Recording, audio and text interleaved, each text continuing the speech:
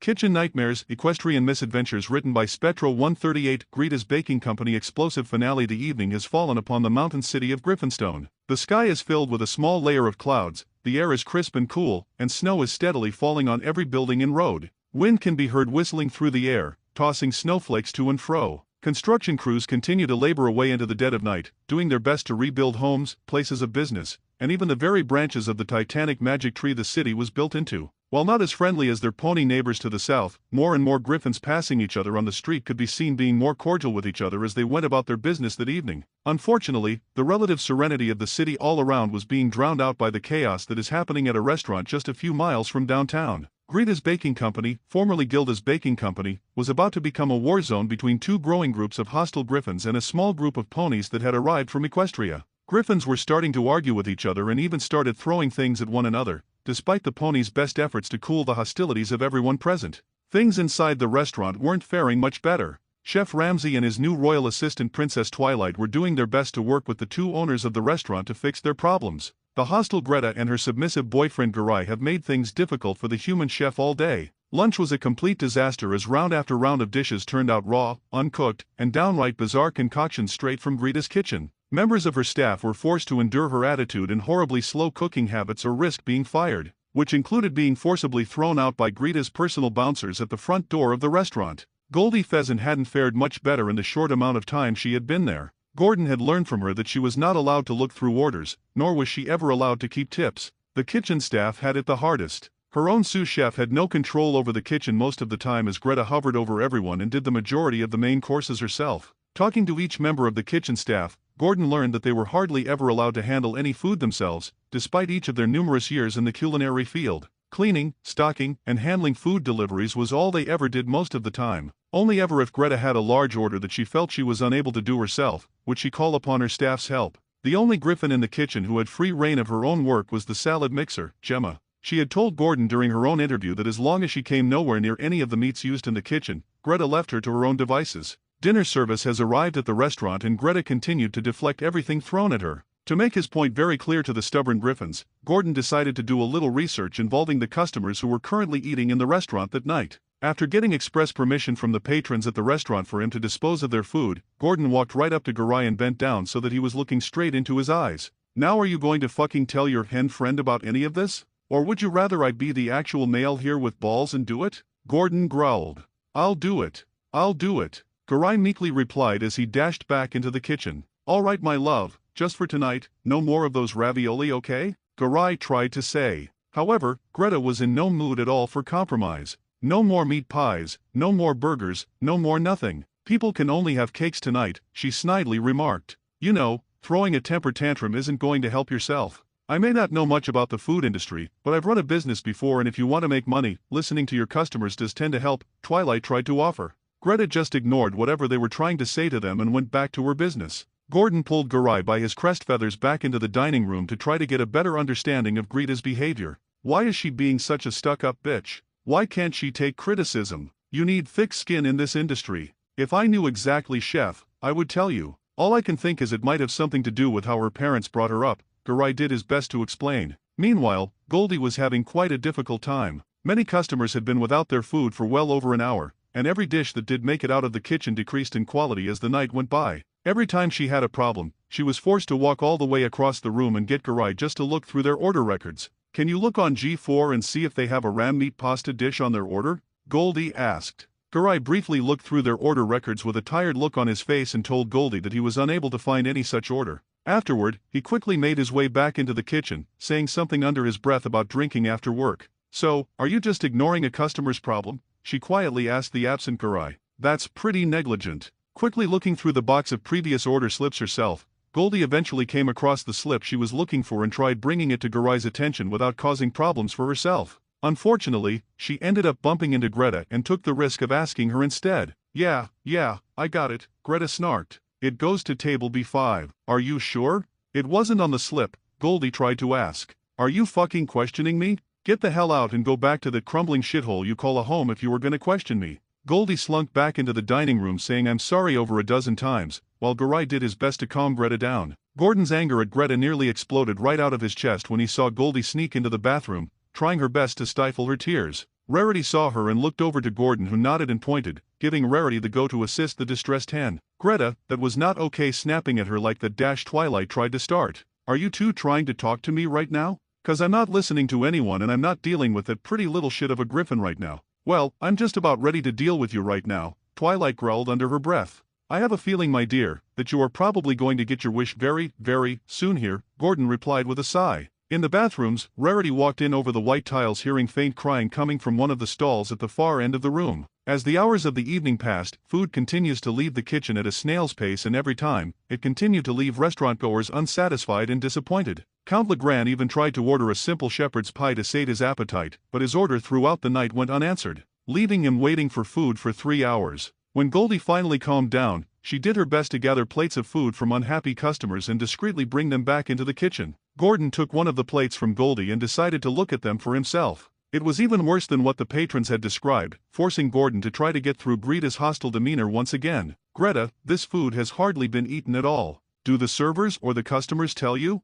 No, 'cause every time the customer doesn't even lick their plate, nobody tells me anything. Nobody is licking that, let alone eating it. Brushing him off once again, Greta went back to her work, blissfully uncaring of all of the problems that were popping up all around her. Just ignore him, Greta says to Gemma. I'm ignoring everything else going on tonight. Gordon just slapped his face in frustration as Twilight decided to step in with a solution. Gordon, if we can't get her to change anything, maybe we can get that boyfriend of hers to. 'Cause I'm getting fed up with this place, if you'll excuse the expression. There are griffins fighting outside, all of the people here haven't been served anything good all night, and I'm really getting tired of being around this girl. Her boyfriend seems to be a little more reasonable, let's try talking to him. No, that's all right. I'll deal with things for now. You go and see if you can't find anything that might help Miss Gilda. If her story is anything to go by, Greta and Garai have been suckering people for quite a while now, he replied. Take a look around, but do it quietly, mind you. We don't need any more trouble than we already have. I'll need a distraction then if I'm gonna get back into Greta's office. There are too many people around, and I'd rather not tangle with those mercenaries of hers again. I think Greta will probably provide more than enough of a distraction for you once she starts screaming her head off like a ruffian, Rarity chimed in, coming over to meet the two. Perhaps though I can use a bit of my charm and display some of the finer pieces of my boutique. A bit unorthodox, but alright. Advertise to your heart's content. Please don't pull out that aluminum monstrosity you brought with us though. They might start vomiting all over the restaurant. Twilight Riley replied to the mayor. Rarity politely coughed into her hoof and sheepishly giggled. Oh, alright, but it's gonna be fabulous when I finally get the details down, she proudly replied. Aluminum what? Gordon asked with a raised eyebrow. Ugh, Rarity found some weird article on dresses made out of recycled things during our visit to Earth, Twilight explained while rolling her eyes. Then, she started making the weirdest dresses imaginable. They weren't weird, darling. I just haven't managed to capture their true inner beauty as of yet. Oh, those, Gordon said in remembrance. Yeah, I believe they were part of the green movement to encourage people and corporations to reuse various waste objects. Rarity immediately went to work as she pulled out a large trunk she had brought with her to the restaurant and started displaying some of her more lavish pieces to the customers. The distraction worked flawlessly as the griffin's eyes were glued to many of the jewel-encrusted dresses the unicorn advertised, their greedy instincts kicking in as a few of the younger griffins tried fighting off the urge to steal the ensembles. Meanwhile, Gordon went back to work trying to help Greta and Garai successfully get through dinner service. His next step was attempting to knock some sense into Garai about confidently talking to Greta. He found another dish that Goldie put straight into the sinks and brought it to the Egyptian griffin's attention. So that just goes right from the table and straight into the wash? Gordon asked. They probably did not like it, Garai replied. So if they didn't like it, what are we gonna do about it? Garai vainly tried to calm down Gordon and get his attention on something else. Let's just finish for today and no. The kitchen needs to know, Gordon urged. Fine, he relented. Do not blame me though for what happens afterward. Going back into the kitchen, Gordon accompanied Garai, who looked like he was going to his own execution.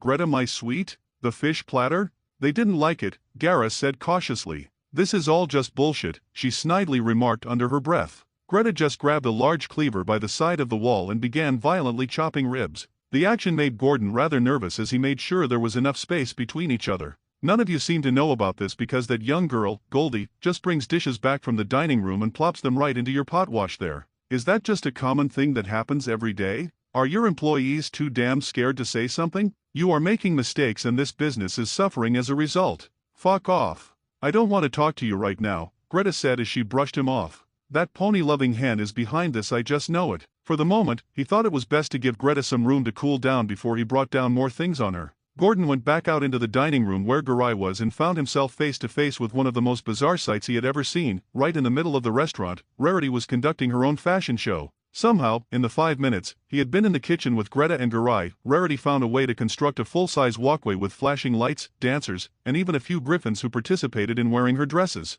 The entire dining room was fixed upon Rarity's impromptu show, who seemed to be enjoying it more than she should have been. Needless to say, Gordon's confusion only skyrocketed as he tried to figure out how Rarity could have accomplished all of this in such a short amount of time. The mayor in question was standing beside the walkway on the floor below, cheering on many of the various models who were wearing her dresses. "Rarity, how did you do all of this?" he asked the white mare over the sound of the blaring music.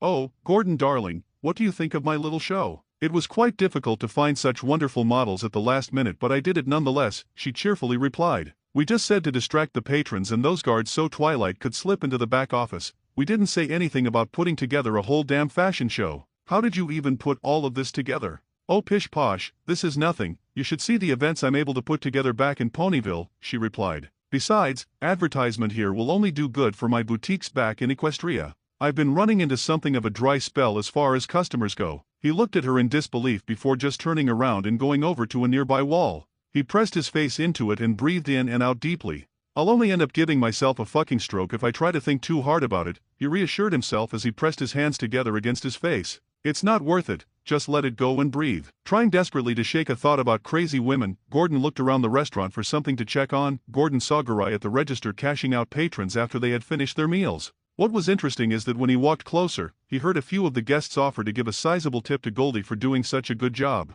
It was a big sack of bits one of the customers had dropped right onto the counter. They were speaking of her excellent service and her charming demeanor, despite the lackluster nature of their meals. Unfortunately, after the customers left, Gordon spotted Garai pocketing the tip for himself, forcing him to confront the male on the matter. "That's a pretty nice tip there. Is that for you?" he asked sarcastically. "Yes, of course. Why not? Don't you think your employees deserve some tips tonight?" he asked accusingly. "No, they get hourly. So do you think if I asked every customer that when they leave a tip and it goes right into the owner's pocket, do you think they are going to be very happy about that? You know what, why don't I ask a nearby table?" Gordon found a nearby table of ponies and griffins eating together who were watching Rarity's fashion show. They turned over towards the counter when Gordon called for their attention. "Sir, if you intend to leave a tip for Goldie, your server, I just thought you should know that the owner takes those tips for himself." "Wow, that's actually kinda horrible," the gray pony at the table said. "Yeah, I mean we griffins are greedy, but we don't downright steal these days," a black griffin at the table added. Garai, however, wasn't going to hear anything else as he tried to interject. "Don't fuck around with me anymore, you whimpering pansy," Gordon growled. "I will fuck around with you all I want. Who the fuck do you think you are? I'm the guy you and your little girlfriend called in to help you and pull your heads out of your arses. I'm tired and fed up with all of your damn bullshit. Don't speak to me like I'm some kind of villain," Garai replied with venom. "I am the gangster here, not you." "Then fucking answer my damn question. Your customers need to be told that you are taking their gosh damn tips. 'Cause wonderful servers like Goldie there deserve them. Don't you fucking talk to me like that." Their conversation devolved into a rant of questions, curses, and arguing as Gordon found absolutely no common ground with Garai. Eventually, the griffin just gave up and moved back into the kitchen to vent his frustrations out at Greta, who was still in no mood to talk to anyone. Meanwhile, Twilight was having her own problems as she rummaged through Greta's heavily disorganized office in the back. She had difficulty sneaking in with Spike in tow, but she miraculously found a way to do so. Each of the filing cabinets was stuffed to the brim with papers, junk mail, letters, financial statements, trash, inventory lists, and various other documents. The disarray of the office sent Twilight into a giggling frenzy as she caved into her base compulsive desire to organize everything in sight. Her attention was split all over the room as she levitated everything with her magic and examined everything. She was forced to shut the blinds when one of the employees passed down the hallway, nearly spotting her inside. "Whew, that was close," she quietly said to herself. "Now, what system should I use here for these? Numerical, relevance, or alphabetical? Aren't we trying to trip them up or something? Why should we be helping them?" Spike asked with his tiny arms crossed. "And isn't this considered breaking? Count Legrand and Steward Dienthor gave us the full legal reign of Greta's business as long as we stay within the city limits of Griffinstone. Also, we aren't helping them, Spike, more we are helping ourselves. Any office that's in this state needs expert hooves to return to its former tidiness. And I like to think that I am those expert hooves." "Whatever you say, Miss Expert," Spike said, rolling his eyes at the mayor. "So what are we looking for exactly?" Gordon didn't really give us an exact goal here to go by. Anything that might help prove Greta's criminal nature in stealing the rights and ownership of the restaurant away from Gilda. Sighing at the prospect of shoveling through mountains of papers, Spike begrudgingly tromped through the mess of papers and trash in the office and started searching around on his hands and knees for anything that might be helpful to their efforts. Twilight and Spike spent well over an hour searching through the cramped office but were no closer to finding anything that might help Gilda's plight. The mayor continued to tediously search through every piece of paper in the office, levitating stacks at a time with her magic and float each one in front of her face, organizing it by relevance and alphabetically as the filing cabinets all around the office soon became full and Twilight was forced to stack papers up against the wall. "Twilight, this is getting us nowhere," Spike whined as he continued crawling against the ground. "We've been at this for a while. I'm starting to think that Greta didn't want to leave any clues for us to find her." Bang! Twilight jumped at the gonging sound, nearly firing off one of her offensive spells. "What was that?" Twilight whispered fearfully as she searched around for the source of the loud sound with her glowing horn. "Just me. Ow. Just me and my aching head. Ow. I think I bumped into something," the little Drake said, gripping his head in mild pain. Twilight looked down at the Drake and helped him up. "Are you all right?" "Yeah, I get worse hits from the books back home." Looking up, she shined her horn's magic light on what Spike's head bumped into. To her surprise, she found a small silver safe tucked underneath one of the desks. It was a fairly newer model, most likely purchased in Equestria. Up till Griffinstone rebuilt its crumbling economy a few months earlier, Griffins had to special order certain things. Twilight figured that Gilda was most likely the one who acquired it, knowing that she used to live in Equestria. "A safe, huh? I wonder." Twilight thought aloud as she approached the safe. "Are you gonna try to open that thing?" Spike said in an annoyed tone as he rubbed his head. "I've read a few books on safe cracking and acoustics. Although the only practice subject I've had recently was the cake's recipe safe. This one is mostly magic-proof. I'll only be able to grip the knob with my magic without being forcefully shoved backward by all of the security measures." "That was you?" Spike asked humorously. "Pinky isn't going to be happy when she finds out." "Hey, I'm trying to go on a diet and she wouldn't tell me what she puts into my breakfast muffins." "Go on a diet? Why? You look fine to me. Plus, I've never seen you worry about that sort of thing before." "What? Are you getting yourself pretty for someone? Unless it's for, oh ho ho ho ho ho." Spike began to giggle mischievously as Twilight started to turn beet red. "It is for him," Spike confirmed with glee and humor. "No," the mayor snapped quietly, clearly embarrassed. "I just thought, maybe he'd like to see me in better shape when he, finishes his semester on Earth. Can we just skip this conversation, please? I'd rather get back to helping Gordon." All right.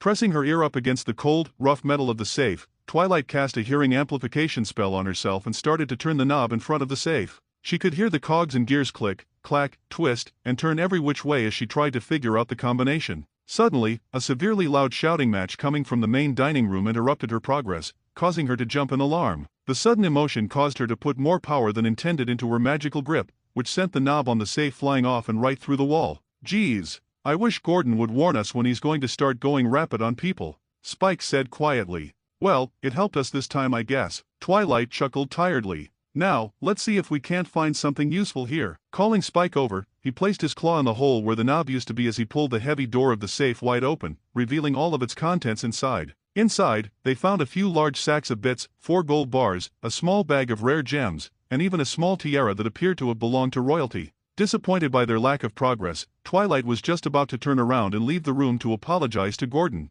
However, her eyes spotted something hiding under the literal treasure hoard that Greta had been hiding away. Lifting and moving the bags, she found an amber-colored folder with several files and letters inside. Quite a few of them appeared to have both Greta and Gilda's names on some of them. "This is it. This is what we've been looking for." Flipping through the folder, she found several letters, correspondences, bank statements, and licenses to the building. She finally came across the deed to the restaurant that was in fact under Gilda's name originally. Her name had been crossed out and Greta's name was placed above. A letter underneath from a member of the Griffin Royal Bank detailed a plan to root out Griffins friendly to Equestria and bankrupt them. Twilight tried to look for a name to put to the culprit, but none was written down. "Why that little dirt-eating feather brain?" Spike said angrily. "If Gordon doesn't do something to her, I can burn her tail feathers if you want. Gilda's our friend now, and nobody does something like that to her and gets away with it. Oh, don't you worry. Once I bring this to Count L.E. Grand's attention, Greta and Garai won't be around for too much longer." Back outside, things were starting to unravel as Greta finally gave up and decided to shut down the kitchen for the night,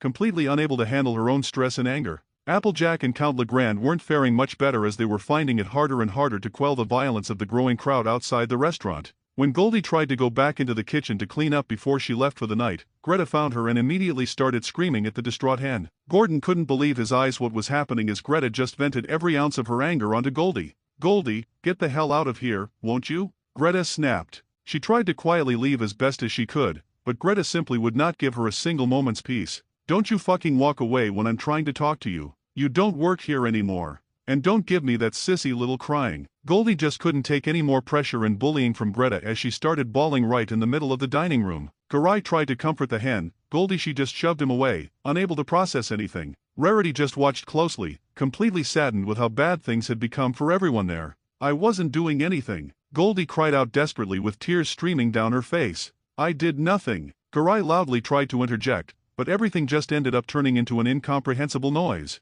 "You've been having an attitude with me all night long." Fine. I quit, I don't care anymore." "No, don't do that, Garai tried to start. "Let her. She is quitting. She comes into my kitchen and gives me fucking attitude. Goldie tried to start. She continued crying as she bolted out the door with Rarity following behind her. "I'll talk to her, Gordon. I think I have an idea for Goldie if you and Twilight will allow it," Rarity said with a sad smile. "Sure, go ahead. She definitely needs it. I'll finish up here and I'll meet you back at HQ. You can walk away when I'm through talking to you." Greta tried to sick her personal guards on Goldie but stopped when Gordon and Twilight stepped in front of her. "Please, Greta, if she doesn't work here anymore, then she is no longer your concern," Twilight wisely stated. Greta just scoffed and walked back into the kitchen screaming her head off. What the hell does she know? Who is she? She is gone. That's who she is. Later, when the crowd outside started receding and going home, Applejack and Count Legrand came back into the restaurant to find Twilight, Spike, and Gordon speaking with Greta and Garai in the center of the room. "Now you've just fired that young girl," Gordon said in the calmest voice that he could muster. "Let's all just take a deep breath and see if we can't find some form of a resolution here." The two said nothing, but they reluctantly nodded as Gordon continued. "Believe it or not, my intentions are pure, despite what may or may not ultimately happen to this place," Gordon said looking at Twilight out of the corner of his eye. Greta just continued with her bad attitude as she instinctively started shaking her head. "You're shaking your head. I'm listening. Despite how much I don't want to," she added under her breath. "Look, we are here to try to help this business, but you don't seem to want to let us," Twilight said firmly. "We came here because our best soldiers were getting sick after coming here, and that's my problem. Why? I'm just an apple farmer, but I'd say harming another country's soldiers is the quickest way to create an international incident," Applejack said accusingly. "Yeah, no kidding," Spike agreed. "Regardless, the biggest thing here as far as the restaurant goes anyway is that you and Garai are completely unable to take any criticism from anyone." "Why is that? Are you seriously asking me that?" "Yes, I am. And I want a serious answer from you." Greta tried answering Gordon, but Garai just interrupted once again, forcing the dysfunctional couple back into an unwinnable argument. "What I do normally is good and I don't usually have all of this happening," she said. "The reality of it is you don't know about anything that's going on. Food comes back and goes straight into the dishwasher. That's one of the biggest issues here and it really seems like you both have been avoiding everything. Behind you in that display case are some of the most amazing scones and pastries I've ever seen, even back on Earth. I'm starting to get the idea who was the real genius of this restaurant, and it certainly isn't you two. You are serving food that is crap frozen, and you will never convince anybody with a stable head on their shoulders that they are actually good." Gordon just ignored the faces that they were giving him as he stood up with the others and prepared to leave for the night. "Now, I'm going to give you a chance. But only a chance. If things work out, then great. I will be happy for you, but if not, well, I will not be responsible for what happens. Come back in tomorrow with an open mind, and let's all try to find some kind of compromise here.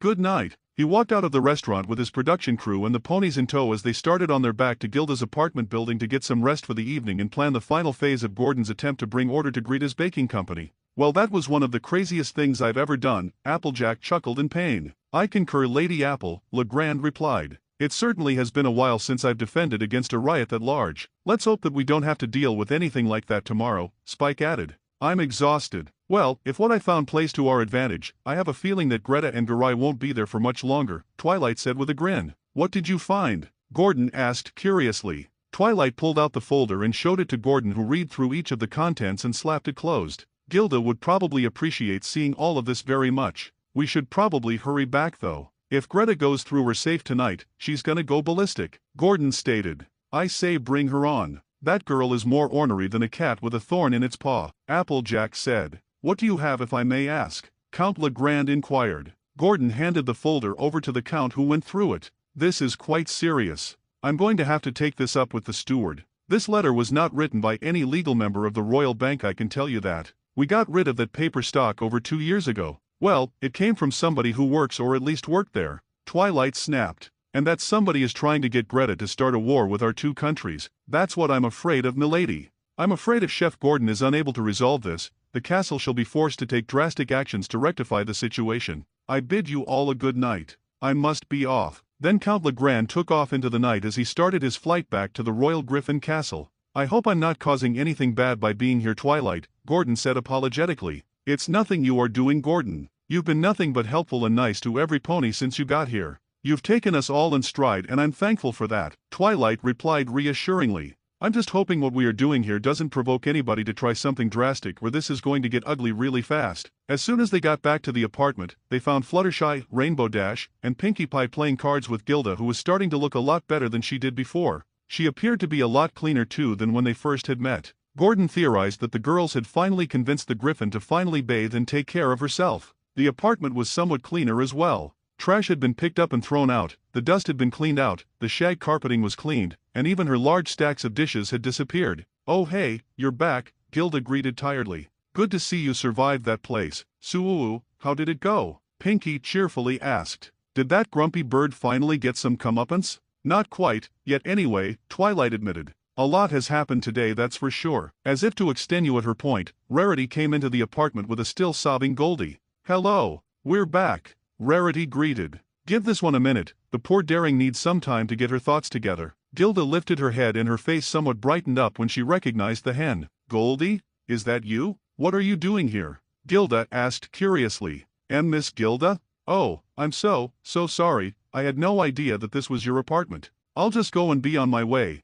Goldie said as she tried to leave. No, wait, it's cool, I like you. You can stay if you want, but why are you here exactly? I'm afraid that's my doing, Gilda dear, Rarity chimed in. After what happened at the restaurant, Goldie wandered the streets for well over 2 hours before I convinced her to come here with me. What happened at the restaurant exactly? Gilda asked cautiously. From the way you look, it must not have been very fun, Pinkie added. Or safe, Fluttershy said. You have a lot of scratches on you, Applejack. I'll get some of the bandages and patch you right up. I hope I didn't miss the chance to bash some skulls in, Rainbow said with humor and vague irritation. Yeah, didn't miss much, Sugar Cube, Applejack said while rolling her eyes. Just a bunch of dumb drunk males throwing ale bottles and knocking heads at each other. Getting back on topic, Gordon said firmly to the group, we definitely have quite a few things to update you on, especially given that it's your restaurant that I'm evaluating at the moment. Twilight, Spike, and Gordon recounted to the group everything that had happened the day up to that current point. Gilda's expression meanwhile remained unchanged and disappointed the whole time their tales of the day were told, as if she had expected everything from the beginning. When Gordon got to the point about what happened to Goldie, Gilda got up onto her paws. Greta and Garai fired you for that? Gilda asked in a dangerously low tone. And made you cry. The Griffin inhaled and let out a roar that shook the entire apartment, scaring Fluttershy to flee underneath the cushions of her couch. Her roar was so thunderous that it shook the very floor beneath their feet. Some nighttime passers-by could hear it all the way down from the street below. The other members of the group, including Gordon, covered their ears and tried to subtly distance themselves from the Griffin. All the while, Pinkie and Rainbow just sat still with grins on their faces. Hold on, Gildy, hold on, Pinkie said encouragingly. Your Cuttlebone. Where's your Cuttlebone? Where's your Cuttlebone? Get your Cuttlebone. The Griffin struggled to control her anger as she pulled a giant tan bone with a strange texture out of a nearby drawer and started to grind her beak down on it. The sound of her beak grinding against the bone was horrible, like nails on a chalkboard. However, the strange method seemed to work as she started to calm down after a few minutes. Placing her Cuttlebone back where it was, she walked up to Goldie and hugged her. Why didn't you come to me earlier, kid? Gilda asked. You're my pal, and you were my best employee. You can trust me. I just didn't want to see you disappointed in me, Miss Gilda, Goldie said sadly. You've always been so kind and helpful, ever since you hired me. When I was thrown out by Greta, I just didn't have the heart to come to see you. It took a lot of convincing from Miss Rarity to finally come to see you. What happened isn't your fault, Gold. It's mine, Gilda lamented. I was so caught up with the idea of making a new Griffin friend in Greta that I didn't stop to see what kind of person she was first. I tried to help her when she met Garai, but nothing I said seemed to do much of anything to change her mind. Maybe I can write one of those little letters to that pony princess of yours, Dash. Might make me feel a little better venting to someone. I think we can arrange that, Twilight said approvingly. Why don't you stick around for the night, Goldie? Gilda asked. I'd love to have ya. Really? I'd hate to be a burden on you, Goldie said while pathetically clawing at the floor. "N.A., you're fine," she reassured. "We're all friends here." The big point I wanted to get to though, is while I was reviewing the restaurant, Twilight and Spike found something very important that I think you should see, Gordon said. He had the Griffin's attention as Twilight levitated the folder over to her with all of its incriminating evidence against Greta. The Griffin snatched the folder out of the air as soon as it was close enough to her and read through everything, just as Twilight, Gordon, and the Count had done prior. As soon as she was done, she angrily slammed it onto her coffee table with a pained look in her eyes. "I knew it. She had it in for me from the very start," she cried. "All because I like you guys. She was never my friend at all, was she? This is bigger than just Greta, I'm afraid. Somebody in your government is trying to return the Griffin lands to the way they were thousands of years ago by rooting out Griffins who closely affiliate themselves with ponies," Twilight added. "Count Legrand said he would look into it, but I have to admit, I'm not expecting much from his intervention." "So what happens now then?" she sniffed out. "Now, I'm gonna try one more thing to try to get through to Greta. But unfortunately, if I can't, Twilight has told me that your steward has finally allowed us to use some extreme measures, now that he's heard some of Equestria's troops were more or less poisoned by Greta there," Gordon explained. "It will probably be even more necessary knowing that riots are starting to crowd outside of that place daily. What kind of drastic measures do you have in mind?" After getting some well-needed rest, Gordon, the girls, and the production crew returned to the restaurant once again for their final attempt to make some sort of headway with Greta and Garai. When they approached the restaurant that morning, they were confused to find it unusually dark. Gordon tried approaching the doors to open them, but when he gave one of the handles a tug, he found them locked up tight. "Oh fucking hell," he swore under his breath. "Anyone at home?" Pinky asked in a sing-song voice as she pressed her muzzle up against the glass. "It doesn't seem like it," Gordon said. "I've seen this before. Sometimes, it's rare, but sometimes when the restaurant owner isn't there, they have the restaurant closed. Even if it's on business weekdays. Mr. and Mrs. Cake always try to have people handling the bakery whenever they aren't around," Pinky said. "That's why they hired me to be their new manager. Something I'm afraid Greta, it seems, did not take to heart." Pinky, Twilight added. "So what do we do now?" "Now, we do a bit more background searching. Why don't we see if we can't find former employees of the restaurant?" Gordon suggested. Doing a bit of searching, Gordon eventually found 2 former employees of the restaurant a few hours later. He arranged for them to meet him at a fountain near the restaurant where they could talk about their experiences at Greta's baking company. The group found 2 sitting at a table next to the fountain, as Gordon approached them in a friendly manner. "Hi there. I'm Chef Gordon, nice to meet the 2 of you," he greeted. "Likewise. I'm Gus and this is Gwen," the male Griffin reciprocated. Gordon pulled out a chair opposite from them and sat down, leaning forward slightly. The girls decided to hang back as they continued to observe Gordon's methods from afar. "So what was your job at the restaurant when Gilda hired you, Gwen?" Gordon asked. "At first, I was hired as a food runner," she explained. "Garai told me that they didn't like Griffins who went to culinary school in Equestria. He said that he thought we didn't really know anything. When Miss Gilda was thrown out, I was only allowed to pour water glasses for the customers and set them at the table. So I worked up front for a few months and I basically had to beg on my claws and back knees to get back into the kitchen." "Wow," Gordon said with disbelief. "What about you, Gus?" "I was a busier for the most part," he answered. "How long ago were you there?" Gordon asked. "A little over a month." "And what kind of things did you see in the dining room?" Gus adjusted his chair to let his tail move more freely and scooted in so that his elbows were resting on the table before he continued. "Garai and Greta were always in a bad mood in one way or another. I've never seen them in a good mood ever. I don't think they are capable of taking complaints professionally. That's not even the worst part." Gus's face started to turn red with anger and embarrassment as he started to recall a rather painful memory. "Did something happen?" Gordon asked cautiously. "Garai made me wash his damn racing chariot one day," Gus said through a gritted beak. "What? That was probably the most humiliating thing I've ever been forced to do by them. Chef, I think I've seen at least 70 people come and go from that restaurant while I was working there," Gwen added. "I know we Griffins can be a bit difficult sometimes, but we aren't exactly assholes to each other anymore. Which is why I don't get why Greta is acting like this is still ancient times when we were at war and shit." "Excuse me, 70, yeah, and they were just in and out of that place so fast." Gordon swore he could vaguely hear Rarity, Applejack, and Twilight mumble to themselves about the inept managing of a business, but he decided to ignore it for the time being. "What happens there exactly, when customers complain about their food?" "They get told that they're wrong," Gwen explained. "They are always like, 'No, you're wrong. We have the best food in the world and nobody can tell us differently.' There have been many times when customers have gotten food that never so much as touched a stove, and when they tell Greta or Garai to cook it, they get insulted, and in the rare occasion, she has her little guards throw the poor souls out of the restaurant and onto the dirt. The customer is always wrong there. That is insane. Those two couldn't manage a restaurant if you personally taught them to, Chef, Gus said. Everything was awesome when Gilda was running things. Yeah. I remember how she would always compliment us when we were doing a good job, and don't you remember when she baked us all of those great scones to have on our break that one time? Yeah, she was the best. Rainbow and Pinky were silently congratulating themselves for helping the former bully unlock such a tender side of herself. The two griffins sat there for a moment with content smiles on their faces, recalling good memories, until Gordon cleared his throat to get their attention. So what exactly do you personally think is their problem? Gordon asked sincerely. I don't think it's anything exact, Chef, Gwen stated. I have no idea what it is, but either she's doing it intentionally or they genuinely believe that the entire world is just going out of its way to attack them at every possible moment. That hen and her boyfriend are nuttier than squirrels. After the interview, Gordon thanked them for the feedback and went on his way with the rest of the girls, feeling that he now had enough to confront Greta and Garai. When they returned to the restaurant later that afternoon, Pinky and Rainbow said that they were going to head back to Gilda's apartment, but they never clarified why. Going inside once again, the group found Greta and Garai wandering around the front house of the restaurant preparing for their early evening service. Afternoon, you two. Afternoon, Greta replied in a monotone voice.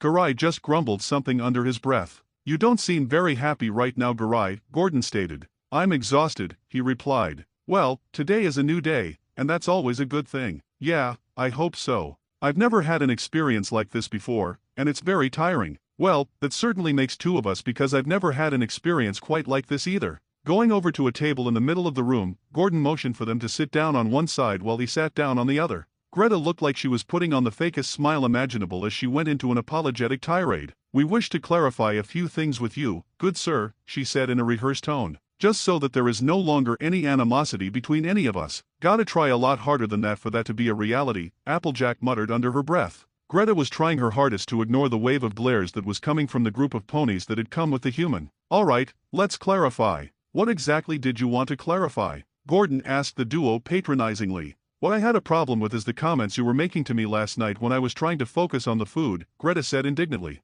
Let's just look at one thing at a time, as I will try to be brutally honest with you, he replied. For me, coming to Griffinstone to help the ponies was only part of it. The biggest part of coming here was to uncover the truth in many aspects. As far as the food goes, I definitely uncovered a few things. When I'm told the ravioli are fresh nobody told you that, Greta snidely interrupted. Can I finish? Thank you. When your boyfriend told me that the ravioli were fresh, I naturally wanted to order them. The ravioli I got were disgusting and they certainly were not fresh as you claimed. I forget, why is that such a big deal? Rainbow whispered to Twilight. Apparently Gordon is a stickler for the claims people make about their food, she replied quietly. Well, of course, Sugar Cube, Applejack quietly chimed in. I of all ponies would like him to call me out if my family doesn't use fresh ingredients for our recipes. The freshness of our products is something the Apple family is known for, and we are sure darn proud of it. It would be a sin to use any of that chemical crud companies use nowadays. If you are going to try and continue to pull the wool over the customer's eyes by sending them fake-made raviolis,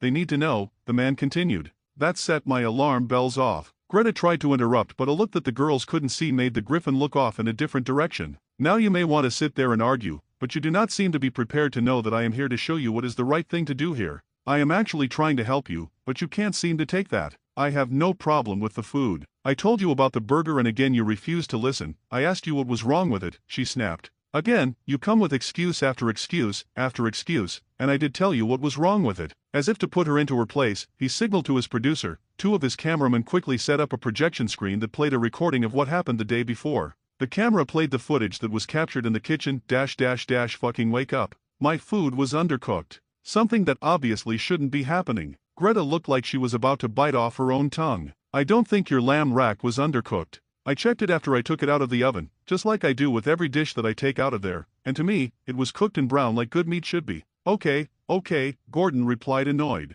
That's your fairy tale version, 'cause you didn't see it come back. However, the lamb was pink as my earth pony friend's fuzzy arse, and my burger was soggy as hell in the bun and all of those ingredients. The bacon bits, the blue cheese, the marinated mushrooms, the white truffle oil. Those first three things are amazing on more successful burger recipes, but the fourth thing completely ruins the rest. Who comes up with those ideas? I did, Greta said through a gritted beak. 'Cause there are certain things that just do not go together at all. When the recording stopped, both of the griffins were starting to boil as Gordon could hear some of the girls behind him try to stifle their giggling. Well, what about the salmon burger? It didn't seem that you could make your mind up about it. You said it was wet and you said it was dry. Well, which one is it? I told you it was fucking dry. It was fucking rancid, you stupid donkey. Somewhere back in Canterlot Castle, Luna had a strangely pleasant sensation go down her spine like a tingle, like the feeling of adrenaline rushing into her blood before a violent battle. She looked dreamily out of a window thinking of the human chef and fantasizing about the damage he could do to his enemies.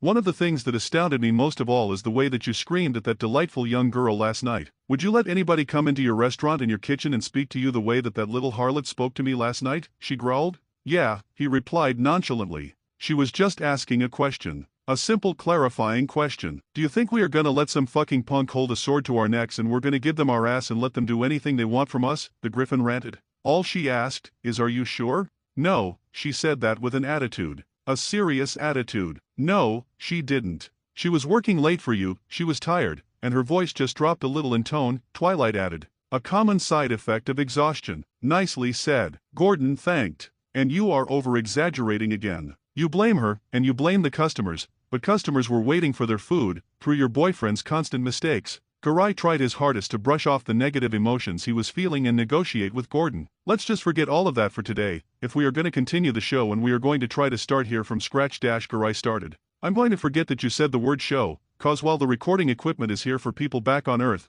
all of this here is not a show for me, Gordon stated. I was brought here to root out restaurants and hotels starting mass epidemics all over the world, which at the moment, includes this restaurant as well. I don't know what you want to call it then, Garai angrily said back. This is a dead restaurant with a delusional owner that can't take criticism, or when she does get it, she physically harms the people that give it out. I met two of your former employees, Gwen and Gus, and I got told some pretty awful things. The way you treat staff, they are forced to clean racing vehicles in the middle of service because the boss wants his racing chariot cleaned, and then witnessing over 70 staff members be fired. 70. In such a short time. Really? She sneered at Gordon. You are saying that I fired 70 staff members since those two were here? You are saying that? I am. Can you prove that to me? Here we go again, Greta, just look at yourself, Twilight said, sitting down in the chair next to Gordon. Just look at how bitter you are being at everyone who talks to you. Gordon and I tried to help you at first, despite how much I dislike you for the things you did to my new friend, but you just keep rejecting everything. Tell me right now, how many people have been fired here? Gordon growled at the two. Greta went silent, defiantly refusing to answer his question until it looked like Garai had something to say. He tried to move his beak, but looking over at Greta caused him to seize up. Garai, Twilight shouted. Do you have anything to add to all of this? It looks like you do. He just looked back and forth at everybody in the room, sweating profusely, until he nervously let out his answer. She was wrong, Your Highness, he stuttered. It's not 70, it's closer to 1,200. Maybe more. Gordon, Twilight, and Applejack simultaneously nearly had a heart attack when that number was spoken. Fucking wow. So the stats are actually a lot worse than even what Goldie told me they were, cause she said 1,000. Are you even able to tell your hen friend that? Applejack interjected as she approached the table herself. You don't have enough balls to tell that to your own girl? My big brother hardly says a word and his gall could probably block out the sun compared to you. Rainbow and Pinky had to shove their hooves into their mouths to keep themselves from violently laughing. Greta just angrily got up, telling everyone that she needed a drink. Where are you going exactly? We still have more than a few bones to pick with you, lady, Applejack snapped. Greta retreated once again to the safety of her walk-in cooler as her top was about to blow off for good. Twilight and Gordon and the rest of the group could hear her ranting and raving all the way from the dining room as they all prepared for the worst. I did not come here to be abused in my own fucking restaurant, she roared as she came back out to the dining room.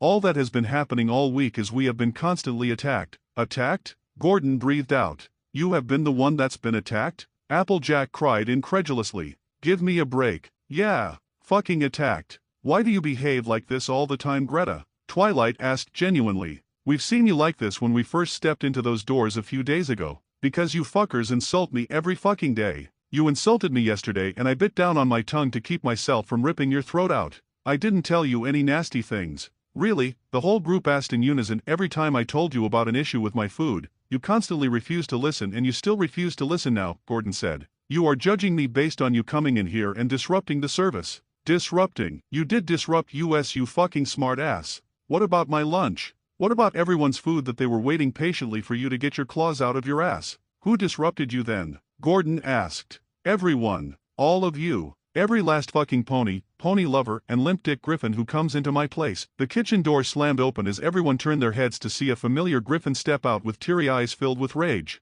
Your place? Gilda said in a low roar. It wasn't ever your place. It was my place. Until you stole it from me. What are you doing here? You aren't allowed in here anymore. Boys, she tried to call for her mercenaries, but Rarity just stepped out from behind Gilda giggling like a schoolgirl. I'm afraid your boys are a little tied up at the moment, darling, Rarity said mischievously. Somewhere in a nearby ditch, 3 griffins were tightly bound up in durable twine and clothing fabric, struggling desperately for their lives. Did you ever like me at all? Was our friendship ever real? Gilda asked with tears falling down her cheeks. Of course not, you weak, little runt. Greta vilely spat out. You were only ever my payday to get to the top. My helpless in need girl act caught you hook, line, and sinker back then, and you fell for all of it. Besides, you could have helped me with my bigger plans, but you were too caught up in the stuff your little pony friends taught to you. Fucking gag me. This is my money machine and I'm never gonna ever let it get away from me. It doesn't matter anyway, I'll just rip all of you to shreds and clean up the trash before dinner service comes around. Greta roared and tackled Gordon and Twilight to the ground before they could react. They struggled to hold back her beak and her powerful talons from ripping into their flesh. Gordon grunted in pain as Greta managed to make deep scratches into his arms, sending blood trickling down. Twilight didn't fare much better as Greta managed to latch her beak onto her shoulder, making her scream from the searing pain. Her back paws dug into Twilight's leg, scratching it badly. Get off of them. Gilda screamed at the top of her lungs as she launched herself across the room. The others jumped in to help as they tried to pull Greta off of the two while also fending off Garai, who was trying his best to defend his mate. Gilda used her beak to bite down onto Greta's tail, causing her to shriek as she turned onto her new target. Pinky and Applejack lifted a nearby table and smashed it into Greta's head, sending her into a daze. Gordon got up onto his feet and got in 3 solid punches to the face and chest before Twilight finally blasted her through the front windows, sending millions of shards of glass flying in every direction. Greta slid over 10 feet across the dirt outside before she finally came to a stop and slipped into unconsciousness. Greta, my dear, why you? Garai tried to start before Gilda smashed his face into the front counter and knocked him out. I never did like that guy. Pinky just started giggling, which sent the whole group into a fit of laughter for 2 minutes, before they returned to the reality of the present moment. Ow, that definitely makes a record on Kitchen Nightmares, Gordon groaned painfully as Fluttershy and Rainbow Dash gently helped him off of the floor. I just hope that this doesn't start becoming a habit, you know. As much as I like all of you, I'd rather get back to Earth alive, most violent probably, Twilight added as Applejack and Pinky supported her. Don't worry, Gordon, we got your back every step of the way, Rainbow proudly proclaimed. Silence returned for a few seconds as they gathered themselves until Gilda finally said something. I think, you guys can do that thing that you said. That extreme thing, she said sadly. Are you sure? 'Cause once I do it, it can't be reversed. Without the elements, even I'm not powerful enough to, Twilight asked. No, that's okay. This place died off long ago, and I think it's time that I moved on. Just give me a moment, alright? Take all the time you need, Gil, Rainbow Dash said kindly. We are in no rush. For the next 20 minutes, they watched the griffin slowly go through the entire restaurant, looking at things of significance or stroking items that she had used in the past. It was heartbreaking for everyone who watched, like seeing somebody say goodbye to an old friend for the last time. After she was done, she somberly walked outside onto the curb with everyone. Gordon's production team took only 10 more minutes to take down all of the gear that they had set up inside the restaurant. Pinky went back inside one more time to grab Garai by the tail as she dragged him across the floor and outside, where they were all standing, waiting for something to happen. Gordon turned to Twilight, who nodded at him and stepped forward. I can't believe in my lifetime that I get the chance to say this, but you may fire when ready, he said with an unsure voice. Twilight kneeled and closed her eyes as her horns started to whir and glow brighter and brighter. The whirring became louder and louder with each passing second until finally, her eyes opened, showing an explosion of power as her horn blasted out a blinding beam that engulfed the entire restaurant. The light became so bright that everyone present was forced to cover their eyes. When they opened their eyes, they found that the restaurant had completely disappeared, leaving nothing but a black smoldering spot where the restaurant used to be. Holy shit, Gordon swore. You vaporized the place. Matter cannot be created or destroyed, it can only be moved from one place to another, Twilight recited. I hope that's right anyway. What? Everyone asked in unison. I didn't destroy it, I just teleported it. I'm not entirely sure where though, she remarked. Meanwhile, a certain Draconex took quite a scare seeing a building pop into existence right outside of his shower room window. The thundering sound of marching could be heard from behind them as the group turned to find a small platoon of guards led by Count Legrand approaching what was left of the restaurant. Ah, I take it then that things didn't go too well. Are you quite all right, Milady Sparkle? The Count asked earnestly. They got in a few scratches, but all in all, I think we're all right, Twilight chuckled. The Count merely shook his head in disapproval and ordered his men to gather up Greta and Garai. They were picked up off the ground and placed in cuffs as they were slung across their backs. For the crime of not only harming the soldiers of a fellow nation and attacking a ruler and an ambassador of two separate nations, Legrand proclaimed, referring to Gordon and Twilight. The Griffinstone citizens Greta and Garai shall be sent to prison where they will await trial in the High Court. I am truly sorry that it had to come to this, Lady Sparkle and Ambassador Ramsay. I must also apologize to you two as well, Miss Gilda. Me? Why apologize to me? She asked, confused. My son Gustav has spoken highly of you. I believe he used to be your teacher? Chef Gustav is your son? Yeah, I took a lot of his classes way back when. He often spoke of how beautiful your mind and soul were when you interacted with food. It is tragic what happened to your legacy here, and I failed to stop it. For that, I feel as if I should apologize to you. It's not your fault, she assured. While you can't control the actions of others, you can control the people you hang out with. In time, the difference between a false friend and a true friend will surely come to light, Gordon recited. Hey, that's my line, Twilight jabbed at Gordon with a giggle. It sounded good at least. Next time, down the mountain. Thanks for watching, and if you enjoyed the video make sure to like and leave a comment and share it with a friend. See you all later.